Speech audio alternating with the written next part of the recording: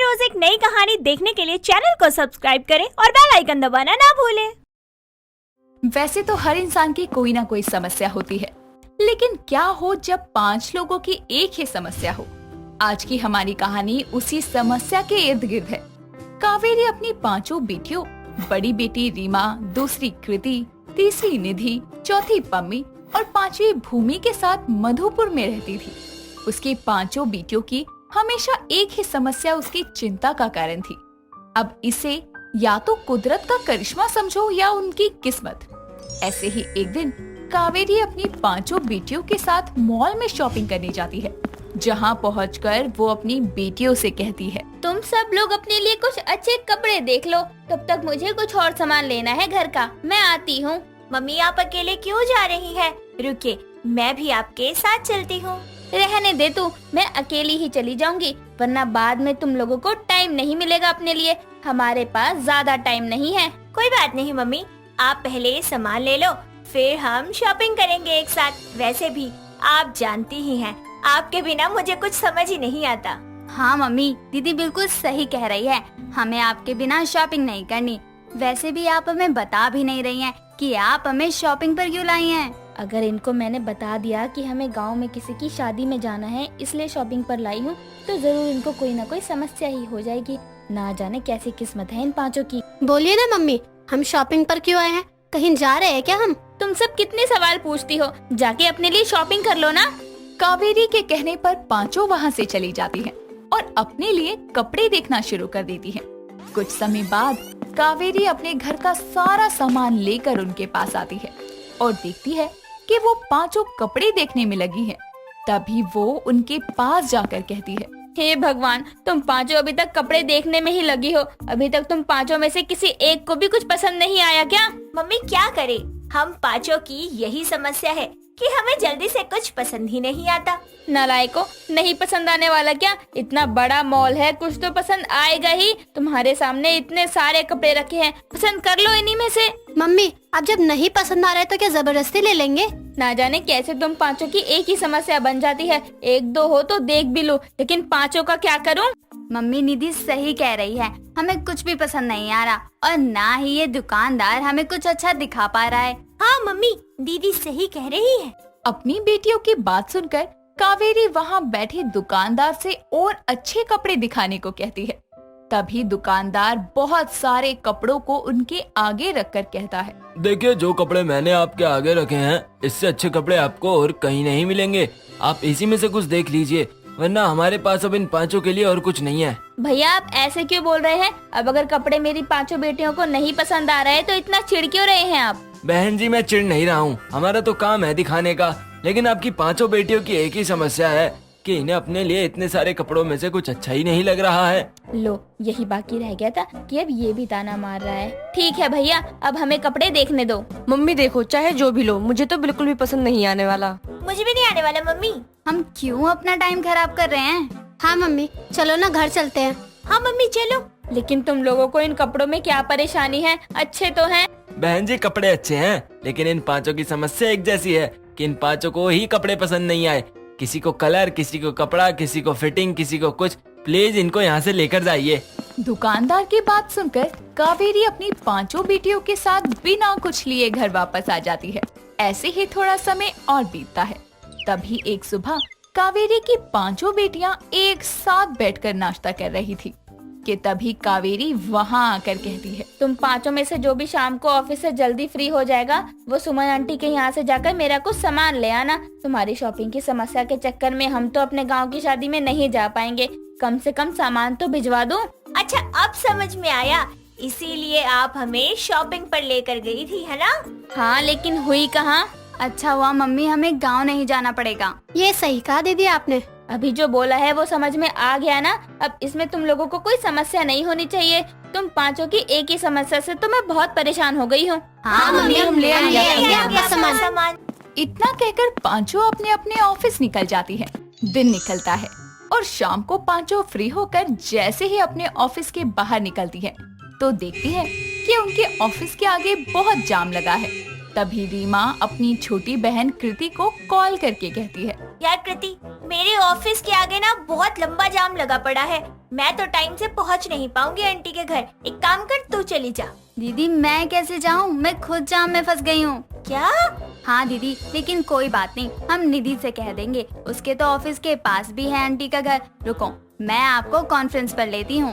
कृति इतना कहकर अपनी तीसरी बहन निधि को कॉन्फ्रेंस कॉल करके लाइन पर लेती है और उससे कहती है, रिधि यार, मैं और रीमा दीदी दोनों ही जाम में फंसे हुए हैं और शाम भी होती जा रही है। एक काम करना, तू जाके माँ का सामान ले आ आंटी के घर से। दीदी मैं ले आती हूँ, लेकिन मैं भी आप लोगों की तरह जाम में फंसी हूँ। बल्कि यहाँ तो पुलिस वालों ने रास्ता ही बंद कर दिया है। अब क्या होगा? मम्मी तो आज जान ही ले लेंगी अगर सामान गांव नहीं पहुंचा तो। दीदी एक बार पम्मी और भूमि को भी कॉल करके लाइन पर लेकर पूछ लेते हैं, शायद उनके साथ ऐसा ना हो और वो जाकर सामान ले आए। ओके।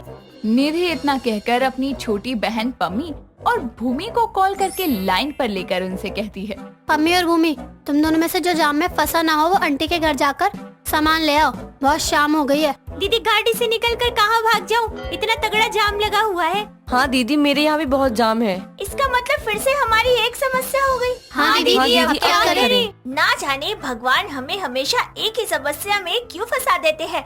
अब हमारी समस्या माँ नहीं समझेंगी ना। ठीक है, तुम लोग आराम से घर पहुँचो, देखते हैं। रीमा की बात सुनकर सभी कॉल रख देते हैं और कुछ समय बाद रात होने पर पांचों एक एक करके घर आती हैं और अपनी मम्मी को गुस्से में सोफे पर बैठा देखकर कहती हैं, क्या बात है मम्मी, आप बहुत गुस्से में लग रही हैं। ये तुम मुझसे पूछ रही हो? एक काम दिया था तुम पांचों को, वो भी नहीं हुआ। क्या समस्या हो गई अब तुमको? मम्मी, हम पांचों की एक ही समस्या थी कि हम ट्रैफिक में फंस गए थे और फिर रात हो गई। पांचों एक साथ अलग अलग जगह होने के बाद भी एक ही समस्या में फंस गई। हाँ मम्मी। सच में तुम्हारा और तुम्हारी एक जैसी समस्या का तो कुछ हो ही नहीं सकता। अब इस बात को खत्म करने का एक ही रास्ता है कि तुम पांचों की शादी करा दी जाए। उसके बाद तुम खुद ही देखोगी अपनी समस्याएं। कावेरी की बात सुनकर पांचों एक दूसरे की तरफ देखती हैं और एक साथ बोल पड़ती हैं। मम्मी ऐसा नहीं हो सकता, क्योंकि इसमें पाँच की एक ही समस्या है। वो क्या समस्या है? हमें डिमांड पर। तुम कहीं की महारानी हो जो सब तुम्हारी मर्जी से होगा, और अगर तुम्हें कभी प्यार ही नहीं हुआ या तुम्हारी डिमांड का लड़का ही नहीं मिला तो हम कभी शादी नहीं करेंगे। पांचों इतना कहकर अपने अपने कमरों में चली जाती हैं और कावेरी अपने सर पर हाथ रखे सोफे पर बैठ जाती है। तो क्या कभी कावेरी की पांचों बेटियों की ये समस्या खत्म होगी भी या नहीं, ये तो वक्त बताएगा। बाकी आप लोगों को ये कहानी कैसी लगी हमें कमेंट बॉक्स में कमेंट करके बताइए। 4 दिन पहले ही अंजू ने अपने एक लौते बेटे रोहित की शादी गीता नाम की लड़की से की थी। गीता ने अपनी खुद की शादी में बहुत ज्यादा खाना खा लिया था, जिसका भुगतान वो अगले 3 दिन तक करती है और चौथे दिन से उसका पेट ठीक रहता है। अंजू अपनी बहू से बहुत खुश थी क्योंकि अभी तक घर में सब अच्छा चल रहा था। तभी वो उसे आवाज लगाकर बोलती है, अरे गीता बहू, ओ गीता बहू, जरा इधर तो आ। जी माँ जी, क्या हुआ? सब ठीक तो है ना? अरे हाँ, सब ठीक है बहू। वो क्या है ना, मेरा पकोड़े खाने का मन कर रहा है, तो जरा चटपटे मसाले लगाकर पकोड़े बना ले, मेरे मुंह में पानी आ रहा है। जी माँ जी, मैं बना देती। अरे बहू सुन तो, साथ में एक चाय बनाकर भी लाना। ठीक है माँ जी। अरे बहू रुक। क्या हुआ माँ जी, अब क्या चाहिए आपको? वो बहू साथ में पुदीने की हरी चटनी भी बना लाना। ठीक है माँ जी। अरे बहू सुन तो।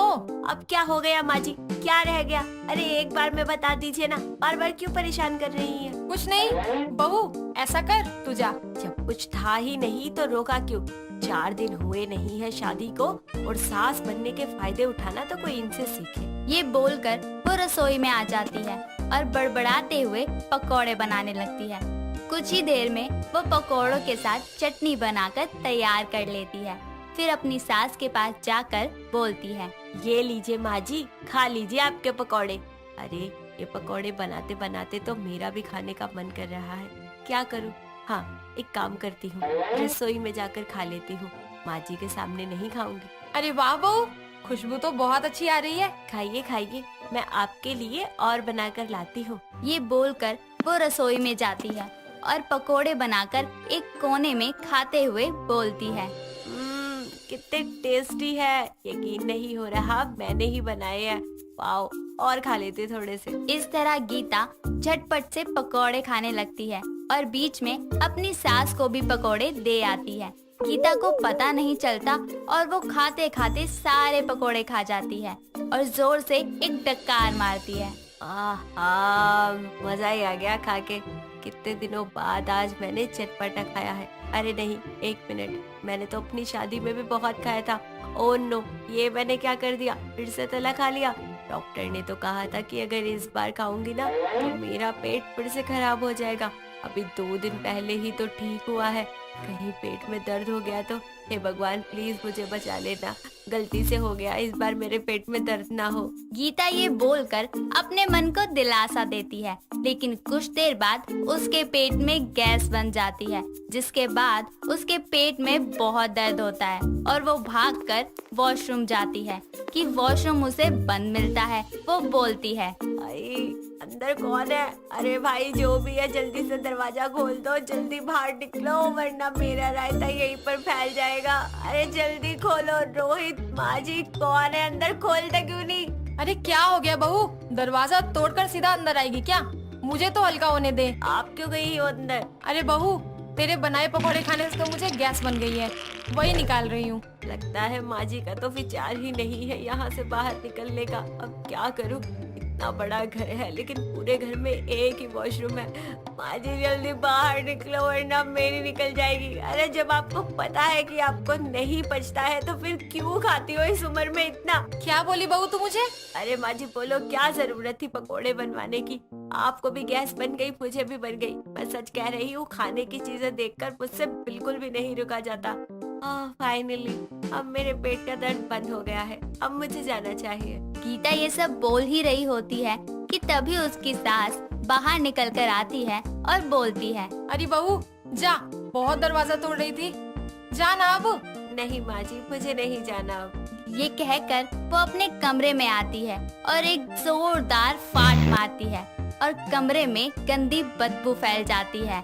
तभी वो कहती है, हे भगवान, गैस की वजह से पाद मार दिया मैंने। शुक्र है कमरे में कोई नहीं था, वरना इस बदबू से तो बेहोशी हो जाता। शाम को रोहित घर आ जाता है और कमरे में जाकर गीता को प्यार से गले लगाकर कहता है, गीता मेरी जान कैसी हो, यहाँ क्या कर रही हो? माँ के पास नहीं गई? अभी नहीं, क्या बताऊँ मैं कि माँ के पास जाती तो वो मेरे परमाणु बम की खुशबू सूंघ के वहीं बेहोश हो जाती। वो तो अच्छा है कि मैं खाना जल्दी से बनाकर आ गई। क्या सोच रही हो, कुछ बताओगी नहीं? वो मैं आपके कपड़े प्रेस कर रही थी ना, इसलिए ऊपर ही थी कमरे पे। अच्छा ठीक है जान, मैं तुम्हें कुछ कहना चाहता हूँ। बताइए ना, क्या कहना चाहते हैं? तो सुनो, आई लव यू। रोहित उसे आई लव यू बोलता है कि इतने में ही गीता एक जोरदार पाद मार देती है, जिसके बाद रोहित उसे धक्का देकर कहता है, छी छी गीता, ये क्या था? अरे यार, मैं तुम्हें प्यार करना चाहता हूँ और तुम बदबू फैला रही हो। मेरा तो मूड ही ऑफ कर दिया तुमने। सॉरी, वो मैं ऐसा नहीं करना चाहती थी पर पता नहीं कैसे हो गया। लगता है पकोड़े ज्यादा ही खा लिए। और इन पकोड़ों से तुम्हारे पेट में गैस बन गई, इसलिए निकाल रही हो। रोहित जी माफ कर दीजिए, अब से ऐसा कभी नहीं होगा, पक्का। आइए ना, मुझे प्यार कीजिए। उसका हाथ पकड़कर गीता ऐसा कहती है कि रोहित उससे हाथ छुड़वाकर फ्रेश होने चला जाता है। दुखी होकर गीता खुद से बोलती है, अरे यार, ये तो नाराज होके चले गए, क्या करूं? इनका मूड कैसे ठीक करूं? आइडिया, ये वाला आइडिया जरूर काम करेगा और रोहित जी पक्का मुझसे खुश हो जाएंगे। कुछ देर बाद सब एक साथ बैठकर खाना खाते हैं कि तभी गीता के पेट में गैस बनती है, जिसके बाद वो बहुत धीरे से गैस को छोड़ देती है और कहती है, माँ जी रोटी खत्म हो गई है, रुकिए मैं किचन से लेकर आती हूँ। ठीक है बहू। अरे ये गंदी बदबू कहाँ से आ रही है? आय हाय, फिर से जरूर गीता ही करके गई है, लेकिन माँ को बोलूंगा तो अच्छा नहीं लगेगा, रहने देता हूँ। अरे बेटा, आसपास कोई गटर खुला है क्या? देख कितनी गंदी बदबू आ रही है, दरवाजा बंद करके आ बाहर का। माँ मैं अभी देख कर आता हूँ, मेन डोर शायद खुला रह गया होगा। हाँ बेटा देख। रोहित वहाँ से उठकर मेन डोर पर से टहलकर आ जाता है और अपने मन में बोलता है, ये सब गीता ने किया है, मुझे भी माँ से छुपाकर क्या क्या करना पड़ रहा है। गीता को दिखाना चाहिए वो मुश्किल में है, कल ही उसे डॉक्टर के पास लेकर जाऊंगा। माँ डोर तो बंद है, आप खाना खा लो आराम से। अरे बहू कहाँ रह गई तू? रोटी लेने गई थी या बनाने? बस आ गई माँ जी। वो रोटी खत्म हो गई थी ना तो बना रही थी। ये लीजिए गरम गरम रोटी। हाँ हाँ बैठ, तू भी खा। माँ जी मेरा पेट भर गया है, मुझे काम है, मैं अभी आती हूँ। अरे ये क्या हो गया बहू को रोहित बेटा? बहू ठीक तो है ना? कितना कम खाना खाया इसने। वो माँ, हो सकता है माँ क्या शायद थक गई हो वो। बहाना बनाकर गीता वहाँ से चली जाती है और रोहित के लिए कमरे को गुलाब के फूल और कैंडल से सजा देती है। जिसके बाद जैसे ही वो आता है, गीता उसका हाथ पकड़कर उसके साथ रोमांटिक बातें करने लगती है। तभी रोहित उससे बोलता है, गीता ये सब क्या है, क्यों कर रही हो ये सब? तुम्हें खुश करने के लिए जान। नहीं, कोई जरूरत नहीं है। गाना गाते हुए बोलती है, आओ ना गले लगा लो ना ओ जान जा। बस गीता, तुम्हें गले लगाया था तभी तुमने जोरदार फाट मारी थी, भूल गई क्या? और तुम्हारी गैस की जलन मैं नहीं बुझा सकता, उसके लिए कल हम डॉक्टर के पास चलेंगे, ठीक है? अब सो जाओ। पता है माँ को स्मेल आ रही थी, तुम तो अपनी महक छोड़कर निकल गई। मैं क्या कहता माँ को कि तुम करके गई हो। मैं तो बस आपको अच्छा फील करवाना चाहती थी, लेकिन आप है कि आपको मेरे एफर्ट्स दिखते ही नहीं है। कौन सा जानबूझ के करती हूँ। अच्छा सॉरी गीता, मुझे समझना चाहिए था तुम्हें। रो मत अब, आई लव यू। अब चुप हो जाओ। I love you too Rohit. ये बोलकर गीता उसे अपने गले से लगा लेती है कि तभी जोरदार पाद मार देती है, जिसे वो ना चाहते हुए भी छोड़ देती है और पीछे रखी 2-4 कैंडल्स उसकी गैस वाली हवा से बुझ जाती हैं। उसकी गंदी पाद की महक से रोहित बेहोश हो जाता है। जिसके बाद गीता बोलती है, हे भगवान अब क्या करूँ, ये तो मेरे पाद मारने की बदबू से ही बेहोश हो गए। एक काम करती हूँ, सोने देती हूँ, कल सुबह उठेंगे तो सॉरी बोल दूँ। और आधी रात तक अपने बम के गोले छोड़ते छोड़ते आखिर वो भी सो ही जाती है। अगले दिन रोहित को होश आता है तो वो बोलता है, मैं कहाँ हूँ? कल रात को मैं गीता के पाद से शायद बेहोश हो गया। मुझे उसे डॉक्टर के पास ले जाना ही पड़ेगा, वरना अगली बार माँ बेहोश हो जाएंगी। माँ को पता चले उससे पहले लेकर जाना चाहिए। रोहित उठकर फ्रेश होता है और वो जैसे ही गीता के पास जाता है कि उसके बॉस का कॉल आ जाता है और उसे अर्जेंट ऑफिस जाना पड़ता है, जिस कारण वो गीता से बात किए बिना ही ऑफिस चला जाता है।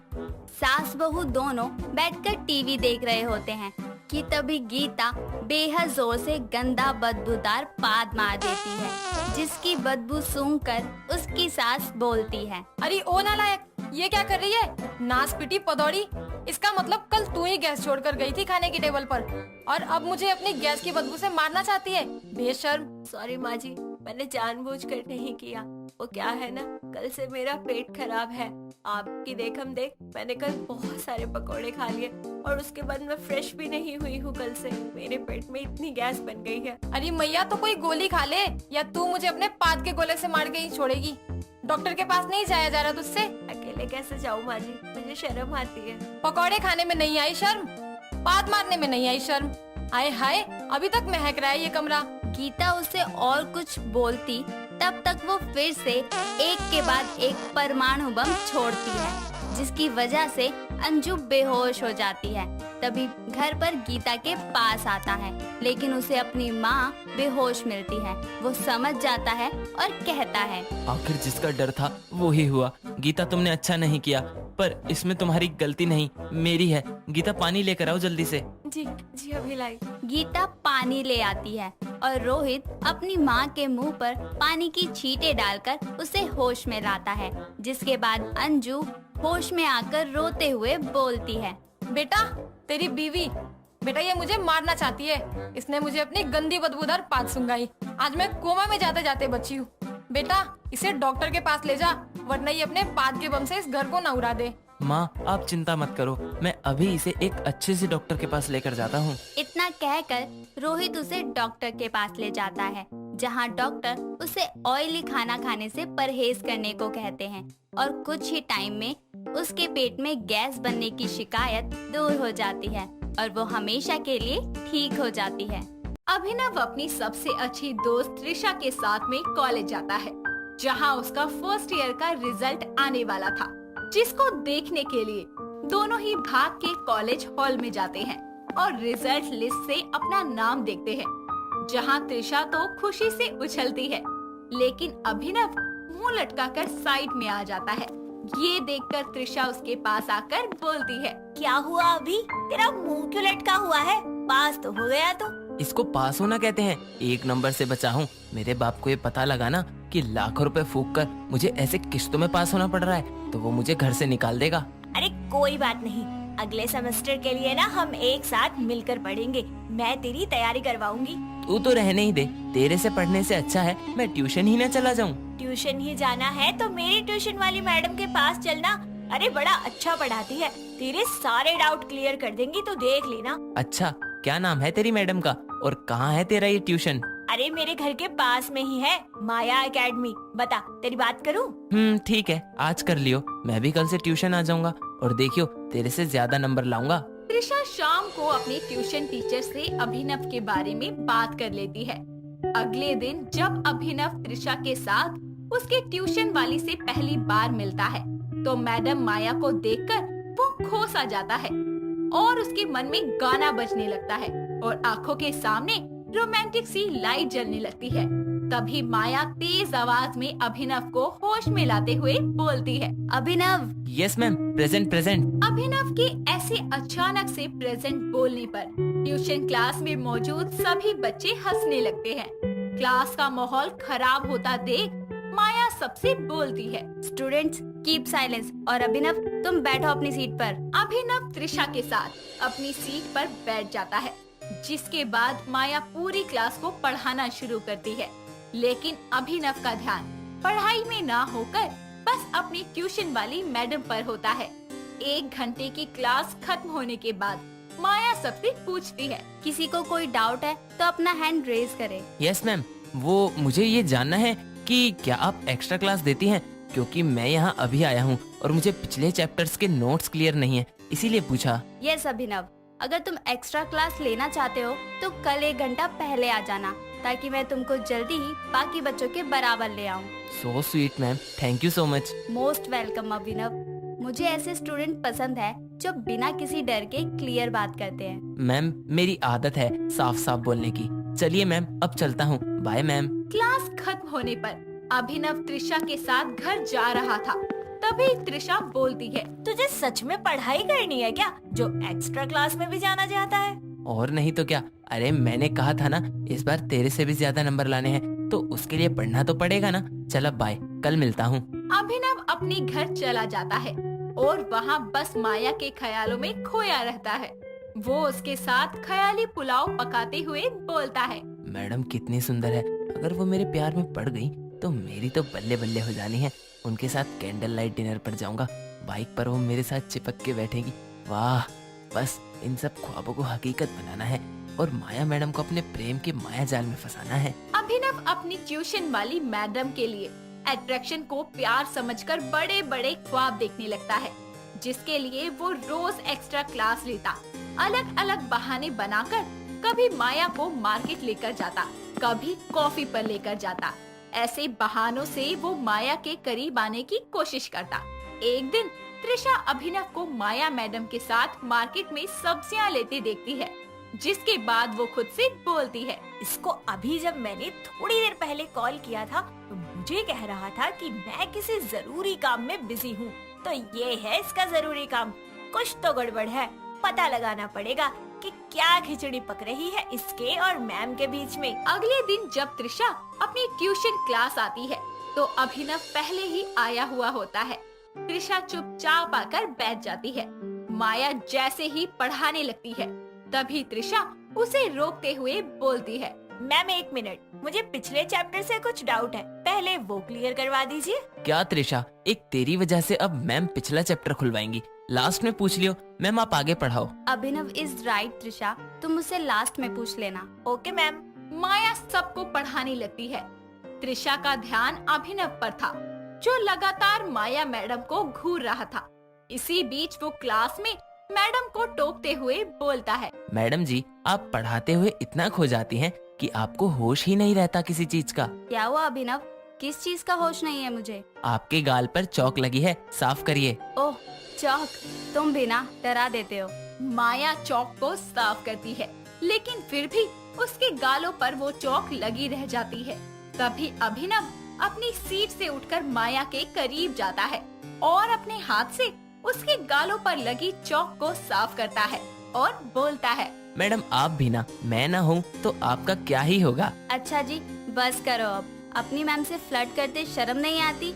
जाओ अपनी सीट पर बैठो। अभिनव वापस अपनी सीट पर बैठ जाता है, जिसके बाद माया दोबारा से पढ़ाना शुरू करती है और ये सब देख रही त्रिशा खुद से बोलती है, अरे एक क्वेश्चन पूछ लेने से पूरी क्लास डिस्टर्ब होती है, लेकिन मैडम जो ये खुलेआम अपने स्टूडेंट के साथ रास रचा रही है, उससे तो क्लास को जैसे बड़ी अच्छी सीख मिल रही है।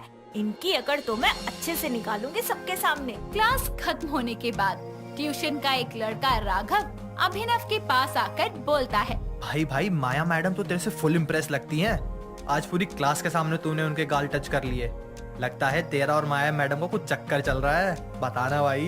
देख, ये चीजें बताई नहीं जाती, दिखाई जाती हैं। तुम लोग इस ट्यूशन में मेरे से पहले से हो, लेकिन देखो मैडम को मैंने पटाया, इसीलिए कल से कोई भी मेरे से फालतू बोला या मुझे अपने नोट्स नहीं दिए तो मैं माया मैडम, ओह सॉरी, मेरी माया डार्लिंग से कहकर डांट लगवाऊंगा।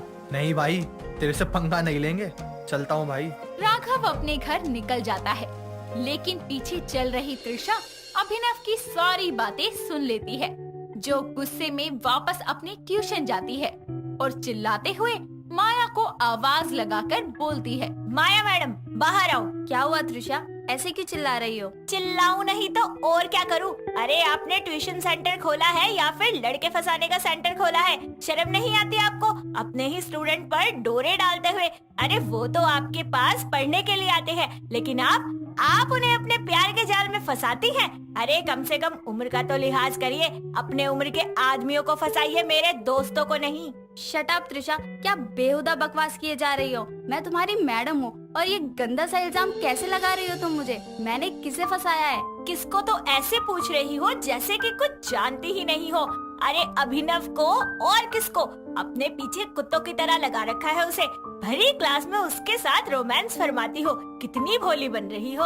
एक तरफ त्रिशा माया को कड़वी बोल सुनाई जा रही थी, तो दूसरी तरफ अभिनव को भी एक ट्यूशन का बच्चा कॉल करके माया मैडम और त्रिशा के बहस के बारे में बता देता है, जिसके बाद अभिनव भागता हुआ वापस ट्यूशन जाता है, जहां वो त्रिशा को बोलते हुए सुनता है, सच में मैडम आप टीचर के नाम पर ना बहुत बड़ा कलंक हो। अरे शर्म आनी चाहिए आपको ऐसे घटिया काम करते हुए। त्रिशा के मुंह से ऐसे बोल सुनकर अभिनव गुस्से में उसे एक थप्पड़ लगाते हुए बोलता है, तेरी हिम्मत भी कैसे हुई माया से ऐसे बात करने की? अरे जान है वो मेरी, उस पे उठने वाले हाथ और जुबान को मैं हमेशा के लिए दबा दूंगा। वाह वाह, आज तेरी बेस्ट फ्रेंड से बढ़कर वो मामूली ट्यूशन वाली मैडम तेरे लिए ज्यादा जरूरी हो गई। मामूली नहीं है ये, प्यार है मेरा, माया मेरा जुनून है। अभिनव के मुंह से ये सब सुनकर माया हैरान रह जाती है और उसको अपनी तरफ खींचते हुए जोरदार थप्पड़ मारकर बोलती है, तुम्हारी हिम्मत कैसे हुई मेरे बारे में ऐसी घटिया सोच रखने की? अरे प्यार करने का इतना ही भूत सवार है तो अपनी उम्र की लड़कियों से करो। पर माया, तुम भी तो मुझसे हंस हंस के बातें करती थी, मुझे अपने करीब आने देती थी, और अब ये सब बोल रही हो? मुझे क्या पता था कि तुम उन चुनिंदा लोगों में से एक हो जो किसी लड़की के सरल स्वभाव को उसका प्यार समझ लेते हो।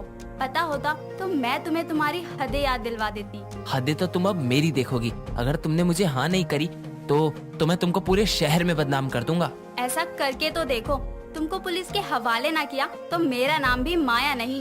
अभिनव गुस्से में वहाँ से चला जाता है, लेकिन ये सब देखकर त्रिशा को खुद पर शर्म आती है कि उसने एक लड़की होकर एक लड़की के कैरेक्टर पर शक किया, जिसके बाद वो अपनी मैडम से माफी मांगते हुए बोलती है, मैडम मुझे माफ कर दीजिए, मुझे लगा कि आपने अभिनव को अपने जाल में फंसाया है, लेकिन यहाँ तो उल्टा ही है, बल्कि उसकी सोच गंदी है आपको लेकर, और मैंने भी समाज की और लड़कियों और लोगों की तरह आपको गलत समझा। कोई नहीं त्रिशा, मुझे खुशी है कि समय रहते तुम्हारे और मेरे सामने सच्चाई खुद ब खुद ही आ गई। हाँ मैडम, अगर अभिनव ने आपके साथ कुछ भी ऐसा वैसा करने की कोशिश की तो मैं आपका पूरा साथ दूंगी। त्रिशा को अपनी गलती का पछतावा तो हो जाता है, लेकिन अभिनव अपने कहे मुताबिक माया को बदनाम करने के लिए जगह जगह उसके गलत पोस्टर लगा देता है, जिसके बाद माया स्ट्रिक्ट एक्शन लेते हुए पुलिस कंप्लेंट करती है और त्रिशा भी